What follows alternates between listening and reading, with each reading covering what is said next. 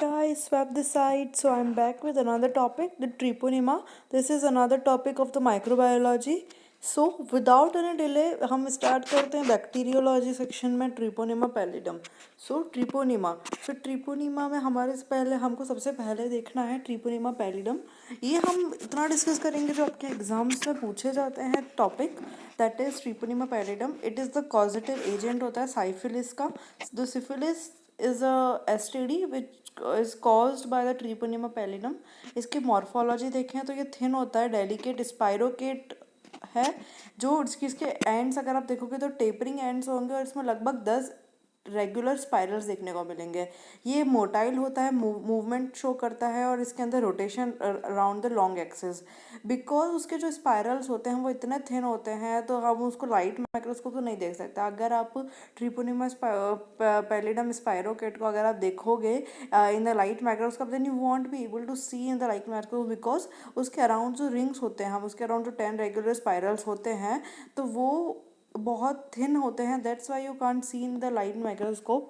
It can be seen with negative staining with India ink. आप उसको negative staining के through देख सकते हो इंडिया इंक से. उसको हम ऑल्सो डार्क ग्राउंड माइक्रोस्कोप से भी देख सकते हैं, फेस कॉन्ट्रास्ट माइक्रोस्कोपी से. इसको हम सिल्वर इम्प्रेगनेशन मेथड से भी स्टेन कर सकते हैं. अगर आप देखेंगे तो इसके अंदर 3 से 4 एंडोफ्लैजेला देखने को मिलेंगे आपको, जो आउटर मेम्ब्रेन लेयर और इनर पेप्टाइडोग्लाइकन लेयर के बीच में देखने को मिलते हैं आपको. कल्चर की बात करते हैं. सो जो जो ट्रिपोनिमा जो है वो पैथोजेनिक होते हैं, उनको हम ग्रो नहीं कर सकते in artificial culture media, but उनको हम सब कल्चर कर सकते हैं ससेप्टेबल एनिमल्स के अंदर. निकोल्स स्ट्रेन जो है वो एक वीरुलेंट ट्रिपोनिमा पैलिडम का स्ट्रेन होता है. कल्टिवेबल ट्रिपोनियम, जैसे जिनको वो ट्रिपोनियम की स्पीशीज जिनको हम कल्टिवेबल कर सकें वो होते हैं जैसे ट्रिपोनिमा फेजडैनस, ट्रिपोनिमा रेफरेंजेस और नॉन पैथोजेनिक. जो पैथोजेनिक ट्रिपोनियम्स हैं उसको आप आर्टिफिशियली कल्चर नहीं कर सकते, और जो जो नॉन पैथोजेनिक ट्रिपोनियम्स हैं उनको आप उनको आप कल्चर कर सकते हो. तो नॉन पैथोजेनिक ट्रिपोनियम जैसे ट्रिपोनिमा फेजडैनस, ट्रिपोनिमा रेफरेंजेस, इनको आप कल्चर कर सकते हो. एंटीजेनिक स्ट्रक्चर देखते हैं तो स्पेसिफिक एंटीजन्स कौन से होते हैं. स्पेसिफिक एंटीजेनिक स्ट्रक्चर में 2 टाइप के एंटीजन्स होते हैं बेसिकली, स्पेसिफिक एंटीजन और non specific antigens. Specific antigens क्या होते हैं? स्पेसिफिक एंटीजन्स को हम इसमें अंदर आते हैं ग्रुप स्पेसिफिक एंटीजन्स और species specific treponemal antigen. Group specific antigen और आते हैं स्पीशीज स्पेसिफिक ट्रिपोनिमल एंटीजन्स. फिर उसके अलावा आते हैं non specific antigens. Non specific antigens के हमारे अंदर होंगे कार्डियोलिपिन्स. कार्डियोलिपिन में द रिएजेंट एंटीबॉडी जो है, जो नॉन स्पेसिफिक एंटीबॉडी है, वो डिटेक्ट हो जाती है by non specific serological test for syphilis. जैसे हमारे वेसरमैन टेस्ट हो गए, कैंस टेस्ट हो गए, VDRL टेस्ट हो गया, इन सब में कार्डियोलिपिन यूज होता है एंटीजन की तरह. तो ये सब हमारे नॉन स्पेसिफिक एंटीजन. हमारे 2 टाइप के हमने एंटीजेनिक स्ट्रक्चर देखे ट्रिपोनिमा में, एक तो स्पेसिफिक एंटीजन होते हैं और non specific antigen. Specific antigen में ग्रुप स्पेसिफिक और स्पीशीज स्पेसिफिक ट्रिपोनिमल एंटीजन आते हैं, और नॉन स्पेसिफिक में कार्डियोलिपिन आता है, जो रिएजेंट एंटीबॉडी जो होती है हमारी, जो नॉन स्पेसिफिक एंटीबॉडी होती है, उसका आप डिटेक्ट कर सकते हो कुछ नॉन स्पेसिफिक सीरोलॉजिकल टेस्ट से, जिसमें कार्डियोलिपिन जो है वो एंटीजन की तरह यूज होता है. सो आपको याद रखना कि कार्डियोलिपिन किस वे में यूज़ करेगा. Cardiolipin is used as an antigen. कुछ non serological non specific serological test syphilis के जो करने होते हैं उसमें आपके कार्डियोलिपिन यूज़ होगा, नॉन स्पेसिफिक एंटीजन है. उसके अलावा रेजिस्टेंस देखें तो ट्रिपोनिमा जो है वो बहुत ही डेलिकेट ऑर्गेनिज्म है.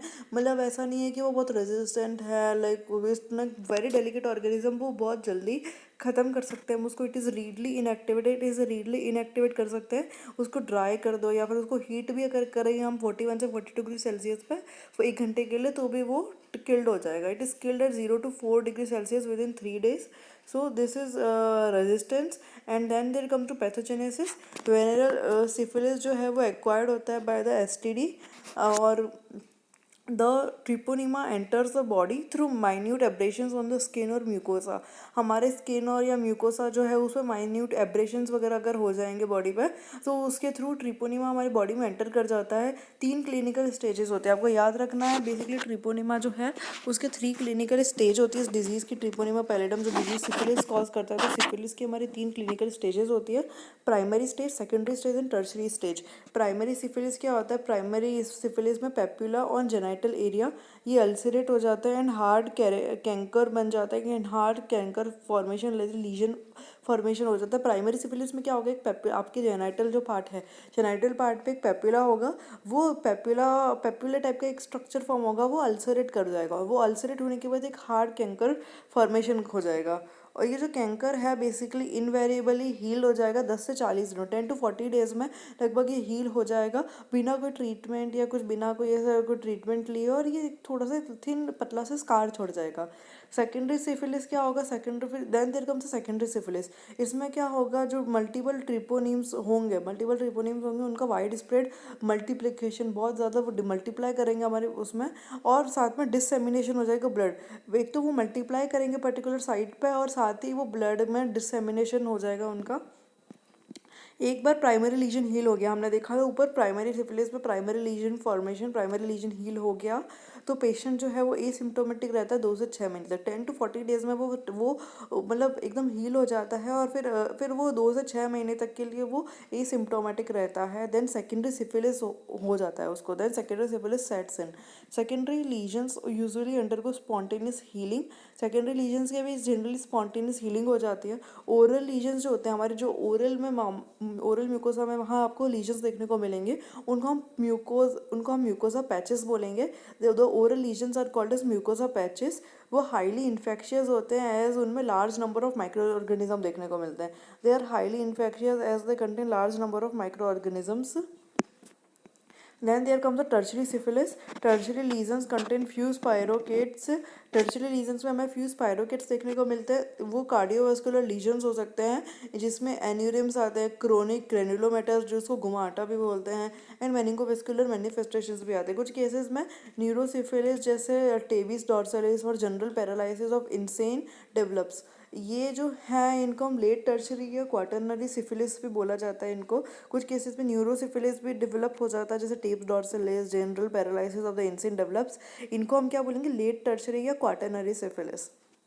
उसके अलावा नेक्स्ट आता है हमारे पास congenital syphilis. Infection in foetus usually occur होता है primary and secondary infection of the mother से। अगर इन्फेक्शन अगर फीटस में इन्फेक्शन आया है तो बेसिकली किस वजह से आ रहा है, अगर मदर में प्राइमरी या सेकेंडरी जो है सिफिलिस का इन्फेक्शन है, then it usually carried out to the fetus. Variety of lesions में इंक्लूड जैसे फ्रंटल बोजे हो गए, इसके अंदर हाई पैलेटल आर्च, जो फीटस आएगा उसके अंदर क्या आपको एबनॉर्मेलिटी देखने को मिलेगी, उसके अंदर आपको फ्रंटल बोसे देखने को मिलेगा, हाई पैलेटल आर्च होगी, उसकी सैडल नोज जैसा, Hutchinson triad, hyperplasia of the incisor and molar teeth, interstitial keratitis and eighth nerve deafness आपको देखने को मिलेगी। उसके अलावा लेबोरेटरी डायग्नोसिस में क्या क्या आता है, अगर आपको डेमोन्स्ट्रेट करना है कि आपको ट्रिपोनिम्स डेमोन्स्ट्रेट करने हैं तो आप डार्क ग्राउंड, मैंने कहा था आपको, you can't stain it with light microscope because उसके अंदर जो स्पाइरल्स होते हैं वो इतने थिन होते हैं, so that you can't stain with light microscope, so that's why you can prefer dark ground microscopy. Also direct fluorescent antibody staining, dark ground microscopy, direct fluorescent antibody staining. Treponemes जो है वो टिश्यूज़ में उनको डेमोस्ट्रेट कर सकते हैं सिल्वर इम्प्रेग्नेशन मेथड से या फिर इम्यूनोफ्लोरोसेंस स्टेनिंग से। सीरोलॉजिकल टेस्ट 2 टाइप के होते हैं, इसके अलावा हमने डेमोस्ट्रेट देख लिया कि डार्क ग्राउंड माइक्रोस्कोपी करेंगे, डायरेक्ट फ्लोरोसेंट एंटीबॉडी स्टेनिंग कर सकते हैं, उसके अलावा आप इंडिया इंक यूज़ करके नेगेटिव स्टेनिंग कर सकते हैं। So that's how you can demonstrate treponemes. उसके बाद हम देखते हैं सीरोलॉजिकल टेस्ट क्या परफॉर्म कर सकते हैं आप। तो सीरोलॉजिकल टेस्ट ट्रिपोनिम्स के लिए 2 टाइप के होते हैं, नॉन ट्रिपोनिमल टेस्ट, और हमने 2 कैटेगरी में डिवाइड कर दिया है इसको, non treponemal test and treponemal test. So non treponemal test जो है उसमें राइन एंटीबॉडीज़ जो होती है वो डिटेक्ट होती है by the antigen. Standard test आते हैं जो सिफिलिस के, कौन कौन से स्टैंडर्ड टेस्ट, मतलब ये हमारे नॉन ट्रिपोनिमल टेस्ट है। नॉन ट्रिपोनिमल टेस्ट में भी कौन से स्टैंडर्ड टेस्ट हैं जो हमारे सिफिलिस के होते हैं, तो एक तो वेनेरल डिजीज़ रिसर्च लेबोरेटरी जिसको हम VDRL बोलते हैं, venereal disease research laboratory test, rapid plasma reagin and Kahn's test. तो ये सब फ्लक्चुएशन टेस्ट है, ये 3 जो मैंने आपको बताया, venereal disease research laboratory test, rapid plasma reagin and the Kahn's test, तो ये वाले हैं आपके फ्लक्चुएशन टेस्ट। उसके अलावा आपने आपको बोला था ऊपर वेसरमैन रिएक्शन, तो वेसरमैन रिएक्शन ये भी आपके नॉन नॉन ट्रिपोनिमल टेस्ट के अंदर आएगा। सो ये दो, उसके अंदर आपके फर्स्ट दो आएंगे, fluctuation test and complete fixation test. Fluctuation test में हमारे पास आएंगे VDRL test, RPR test and Kahn's test, ये फ्लक्चुएशन टेस्ट है। और कॉम्प्लीमेंट फिक्सेशन टेस्ट में आएंगे हमारे पास वॉजरमैन रिएक्शन। ये हमने देखे थे नॉन ट्रिपोनिमल टेस्ट। उसके अलावा हमारे पास ट्रिपोनिमल टेस्ट भी थे। तो ट्रिपोनिमल टेस्ट में क्या होता है, जो टेस्ट जो है उनको हम दो कैटेगरीज में डिवाइड कर सकते हैं। उसमें हमने देखा था नॉन ट्रिपोनिमल टेस्ट को हम fluctuation test and complement fixation test में हमने डिवाइड किया था। और ट्रिपोनिमल टेस्ट को हमने दो पार्ट्स में डिवाइड किया, test using Reiter's treponemes and test using treponema pallidum, जैसे निकोल्स स्टेनली बोलते हैं। Test using Reiter's treponema and test using treponema pallidum, जिसको हम निकोल्स स्टेनली बोल सकते हैं। रीटर्स ट्रिपोनिमा जो होता है उसमें रीटर्स प्रोटीन कॉम्प्लीमेंट फिक्सेशन होता है टेस्ट यूजिंग ट्रिपोनिमा पैलिडम में। इसके अंदर TPI टेस्ट होते हैं, TPA टेस्ट, TPLA टेस्ट, आप ऐसे शॉर्ट में याद कर सकते हैं। TPI test, TPHA test, TPLA test, FTA test, like not use pronouns like this, but like it's kind of so easy to learn. FTA test, FATA apps test, TIFA test, like so on, TPI test, and if you want to go in detail, so आपकी full forms भी आप देख सकते हैं इनकी। Next हमने देख लिया उसका आप डेमोन्स्ट्रेट कैसे करेंगे उसको, और सब उसके अदर डिटेल्स देख लिया हमने। लेबोरेटरी में डायग्नोसिस कैसे करेंगे, लेबोरेटरी में हमने उसको देखा कि हम डेमोन्स्ट्रेट करें कैसे करेंगे, फिर उसके सीरोलॉजिकल टेस्ट कैसे करेंगे। अब हम देखेंगे main thing that is treatment कैसे होगा उसका। तो अर्ली सिफिलिस सबसे हम देखेंगे। अर्ली सिफिलिस क्या होता है, जो प्राइमरी, सेकेंडरी और लेटेंट इन्फेक्शंस होते हैं, या फिर जो 2 साल या 2 साल से कम के ड्यूरेशन के हैं, उनको हम क्या अर्ली सिफिलिस में इंक्लूड करते हैं। अर्ली सिफिलिस में क्या होगा, प्राइमरी, सेकेंडरी और लेटेंट इन्फेक्शन जो 2 साल या 2 साल से कम के हैं, उनको हम अर्ली सिफिलिस में डालेंगे। जैसे benzathine, benzyl, penicillin of 24 lakh units जो है इंट्रामस्कुलरली। आप इसमें क्या यूज़ करोगे, benzyl, benzathine, benzyl, penicillin, benzathine, benzyl, penicillin, जिसकी 24 लाख यूनिट्स जो है आप इंट्रामस्कुलरली डालोगे सिंगल डोज में after sensitivity test. Alternately doxycycline आप यूज़ करोगे 100 milligram twice a day. Doxycycline 100 milligram use करोगे ट्वाइस अ डे, ओरली 15 दिन के लिए। फिर अगर ये हमने देखा अर्ली सिफिलिस का ये ट्रीटमेंट होगा।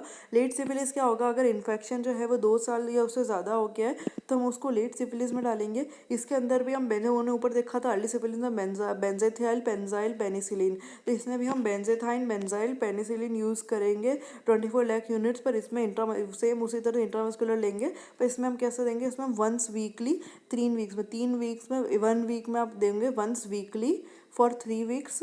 इन सर्टेन केसेस में आपको ट्रीटमेंट विद पेनिसिलिन में lead to Jarisch Herxheimer reaction. कुछ केसेस में आपको जो पेनिसिलिन से अगर आप ट्रीटमेंट करेंगे तो आपकी जेरिश हेक्सेमर रिएक्शन देखने को मिलेगी आपको। उसके अलावा प्रोफाइलेक्सिस क्या होता है कि आप ट्रीटमेंट ऑफ केसेस आते हैं इसके अंदर, follow up of the cases and the contacts, prophylactic use of the x barriers such as condoms and non venereal treponematoses. तो इसके अंदर क्या आते हैं, नॉन वेनेरल ट्रिपोनेमेटोसिस। इसके ये जो है वो डिजीज़ होती है जो कम्युनिटीज़ में देखने को मिलती है, जिसका पुअर स्टैंडर्ड ऑफ हाइजीन है। ऐसी कम्युनिटीज़ या ऐसे लोग जो मतलब हाइजीन मेंटेन नहीं करते, उसके अंदर आपको नॉन वेनेरल ट्रिपोनेमेटोसिस डिजीजेस देखने को मिलती हैं। इसके अंदर आते हैं yaws, pinta and endemic syphilis. इसके अंदर क्या आता है, yaws, pinta and endemic syphilis. सो ये नॉन वेनेरल ट्रिपोनेमेटोसिस, ये उसके अंदर वो ये वहाँ देखने को मिलते हैं जहाँ वो कम्युनिटीज़ में वो लोगों में देखने को मिलते हैं जहाँ पुअर हाइजीन मेंटेन करते हैं वो। These include yaws, pinta and the endemic syphilis. And then there comes the last thing, that is the non-pathogenic treponemes, that is non-pathogenic treponemes। तो इसके अंदर सर्टेन कमेंजल ट्रिपोनिम्स, कुछ कमेंजल ट्रिपोनिम्स होते हैं जो हमारे बक्कल और जेराइटल म्यूकोसा में भी देखने को मिलते हैं हमको, जो कंफ्यूज कॉज कर सकते हैं कि diagnose of syphilis in the dark field microscope. Basically commensal treponemes are not harmful for us, they are non-pathogenic treponems, so but they confuse while detecting the treponems, while we do a diagnosis of the treponems, while doing staining and the microscopical analysis. So they can in that case they can cause confusion in the diagnosis of syphilis, whether it's like it is a commensal treponems or it's a pathogenic treponems by the dark field microscopy। so इसके अंदर हमने बोला था एक तो treponema denticum आएंगे, treponema refringens and treponema gracilis. So non pathogenic treponemes के आप एग्जांपल्स याद रखेंगे, treponema denticum, treponema refringens and treponema gracilis. So this is done with the treponema. So this topic is clear treponema. सो अगर आपको इस topic में कोई भी डाउट हो, कोई भी क्वेरी हो, आप मुझे कमेंट सेक्शन में पूछ सकते हैं। Feel free to ask me in the comment section, और also you can ask me, you can personally text me on my Instagram regarding such queries. So bye bye guys, keep learning, keep studying. I'll bring back another new topic for you.